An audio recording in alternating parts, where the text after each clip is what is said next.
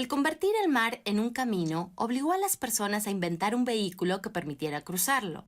En el agua, las cosas sólidas se hunden. No podemos contar la historia de los barcos porque no llegaríamos a donde debemos arribar hoy. Sin embargo, es importante destacar este invento grandioso que cambió el mundo provocando grandes descubrimientos e intercambios.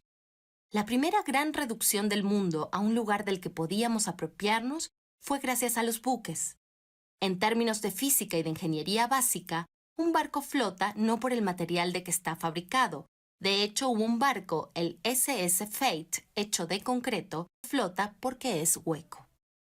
Y así, en diversos lugares de nuestro mundo, aprovechando los materiales que tenían a mano, la gente aprendió a construir embarcaciones que, gracias al buen uso de las leyes de la física, no se hunden.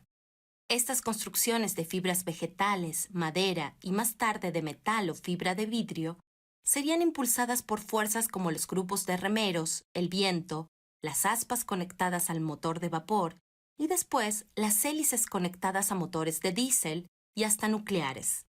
Los pueblos vikingos, los españoles, los fenicios, los ingleses, todos los habitantes de la península escandinava eran grandes navegantes, así como los japoneses, indonesios y chinos. El propio crecimiento de las capacidades para construir y crear llevaron a los pueblos a un momento en el que ya no se trataba de jalar y empujar una barca mediana sobre la arena para descargar la pesca en la costa, sino de anclar un barco hecho y derecho y amarrarlo. ¿A qué y a dónde? Por ejemplo, a un puerto. Wadi el Yarf se encuentra en las orillas del Mar Rojo. Es una construcción humana para recibir barcos con personas y mercancías.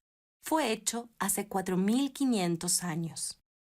Los puertos más importantes del mundo son construcciones útiles y mágicas. Puntos de intercambio cultural, racial, económico, lingüístico. Estos son algunos puertos que por historia son indispensables en nuestra lista de perlas marítimas. El más antiguo, de Canadá, y un bello lugar, Quebec.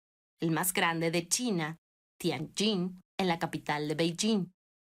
El más bello de los viejos mares donde europeos y asiáticos se encontraron, Kusadasi, Turquía. San Petersburgo, la Rusia europea, mostrando su belleza al mundo e intercambiando pescado, madera, petróleo. También está Liverpool, de donde partiera el tristemente famoso Titanic. Buenos Aires, creado en la desembocadura del Río de la Plata. Alejandría, el gran puerto de Egipto en el Mediterráneo. El de Palos, de donde zarpara Colón hacia el Nuevo Mundo. El de Callao, en el Perú. Lagos, Mombasa y Trípoli, los puertos que África tiene en el Atlántico, el Océano Índico y el Mediterráneo. Calais, el puerto francés. La llegada de los españoles a la Villa Rica de la Veracruz inauguró la idea de los puertos modernos, para que el oro, la plata y otras muchas riquezas se fueran a España. Y por supuesto, el mar es el camino de los grandes volúmenes. Si comparamos las capacidades de carga más grandes de diversos transportes, tenemos lo siguiente.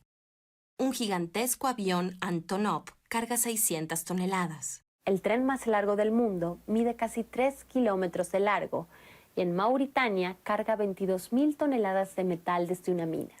Un camión de doble remolque, unas 80 toneladas.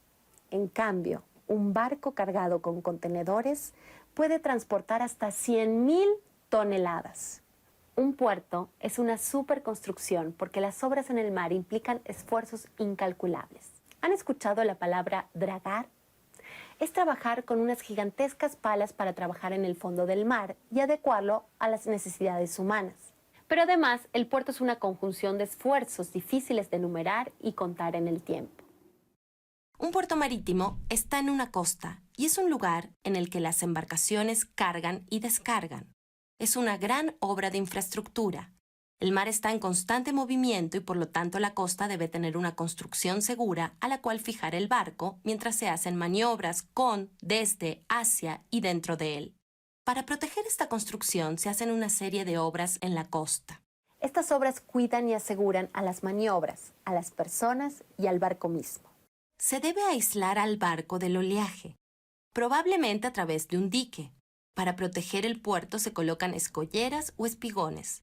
enormes estructuras que sirven para intencionalmente dirigir el flujo del agua y evitar que la arena movida por el mar haga que perdamos calado.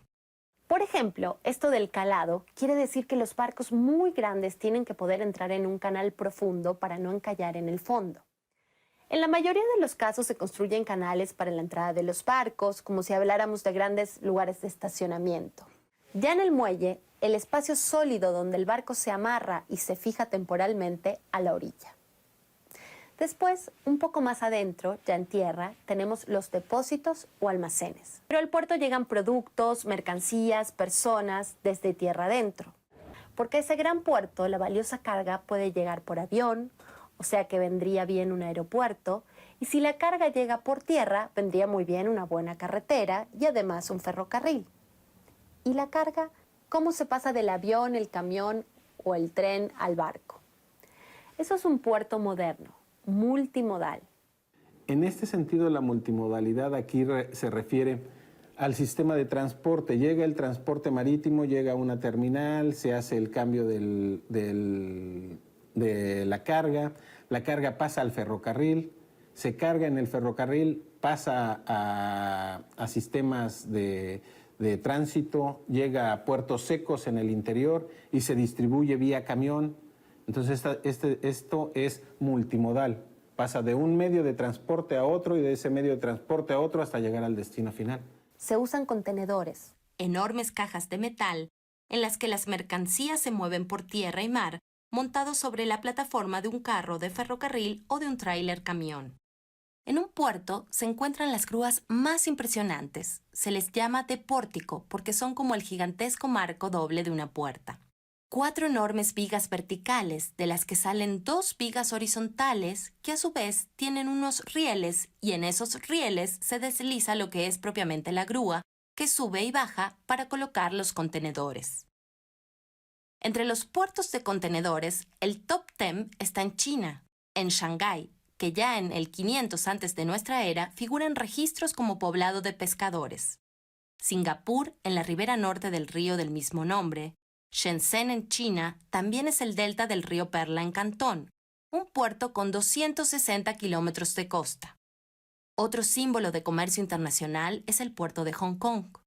Busan es el puerto más grande de la península de Corea del Sur. Dubái es el símbolo del poderío moderno en Arabia.